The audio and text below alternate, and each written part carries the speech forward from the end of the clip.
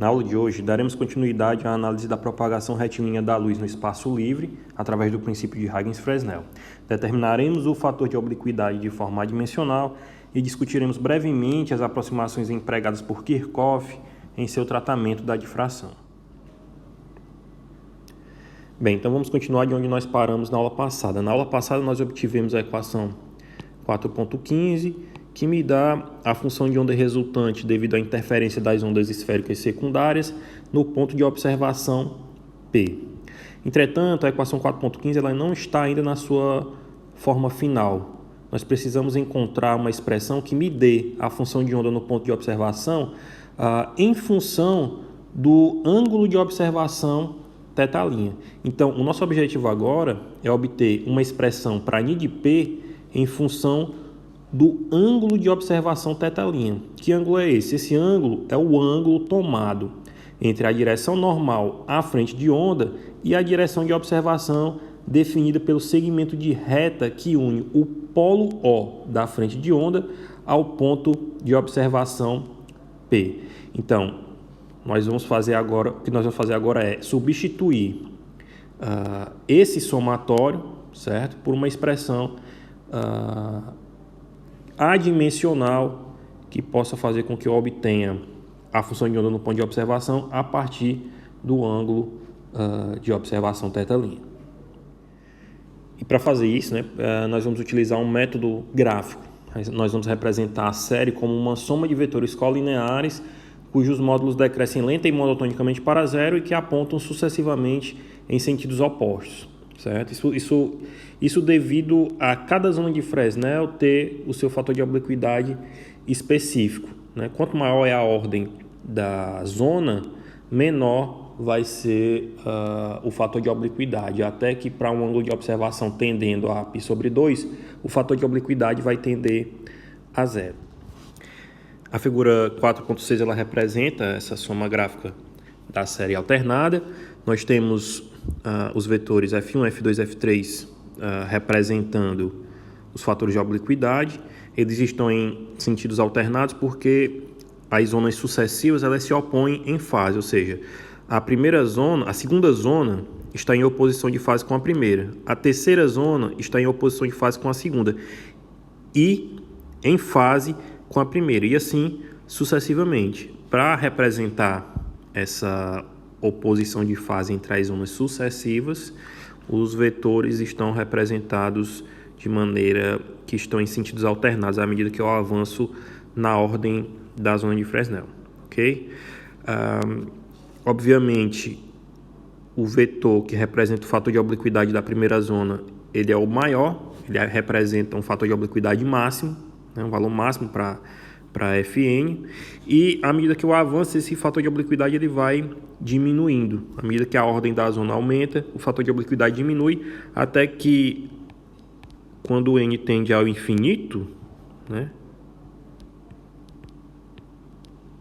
o fator de obliquidade tende a zero.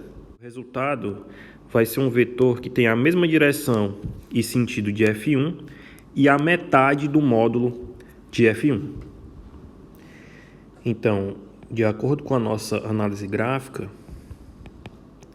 esse somatório aqui de n igual a 1 até o infinito, de menos 1 elevado a n mais 1 de Fn, vai ser igual a 1/2 de F1.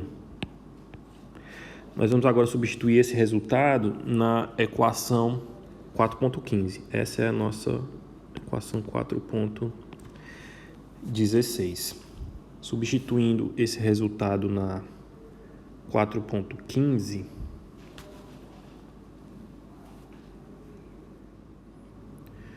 nós obtemos min de P igual a 2i, que multiplica lambda vezes E elevado a I kz vezes o somatório de n igual a 1 ao infinito de menos 1 elevado a n mais 1 de Fn, que nós vimos que é igual a 1/2 de F1. 2 dividido por 2 da A1 e nós encontramos um valor para N de P igual a I lambda F1A, que multiplica E elevado a I KZ. Essa é a função de onda no ponto de observação P. Essa é a nossa equação 4.17. A equação 4.17 que nós acabamos de obter nos mostra que a interferência das sucessivas zonas tem como efeito final em P a metade da contribuição da primeira zona. Esse foi o resultado obtido por Fresnel. Bem, vamos agora obter um valor para o fator de obliquidade da primeira zona, igualando a equação 4.17 com a equação 4.3, em que Ni é igual a A vezes E elevado a IKZ. Então, igualando a 4.17 a 4.3, nós obtemos que I lambda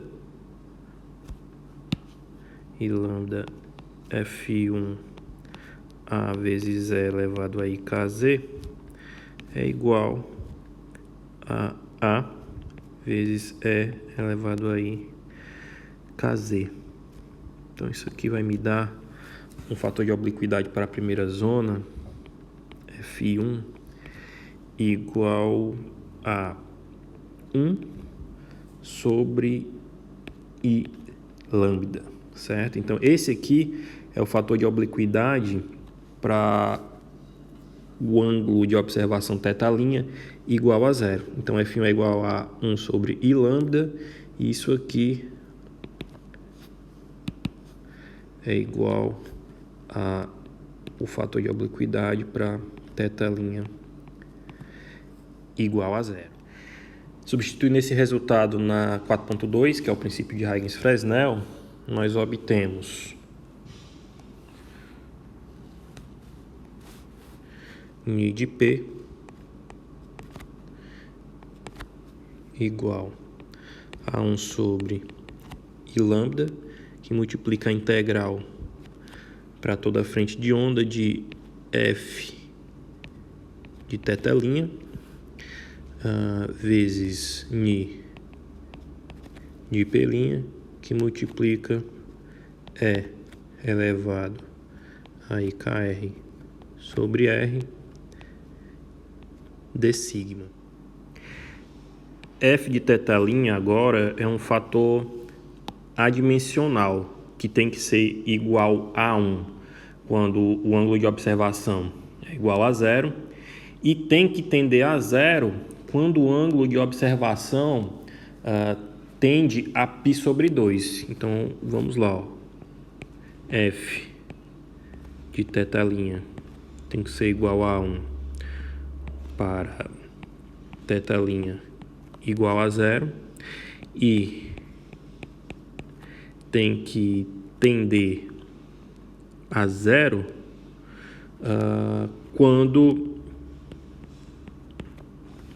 θ' tende a π sobre 2, ou seja, ele é igual a 1 para θ' igual a zero, e ele tem que cair lenta e monotonicamente até zero quando o ângulo de observação tende a π sobre 2.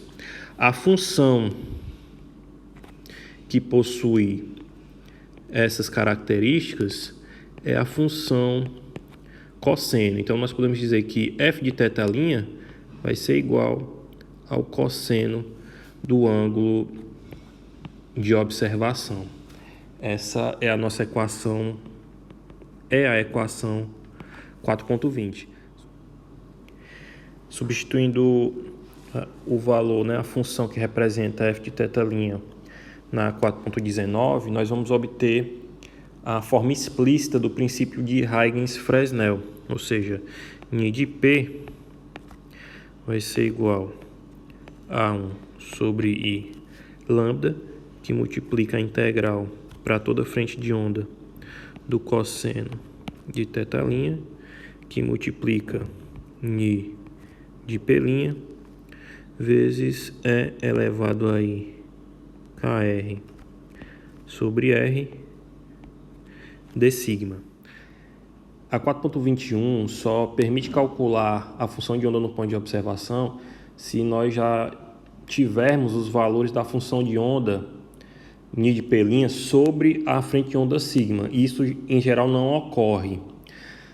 Para que nós consigamos obter algum resultado a partir da 4.21, nós temos que fazer algumas considerações.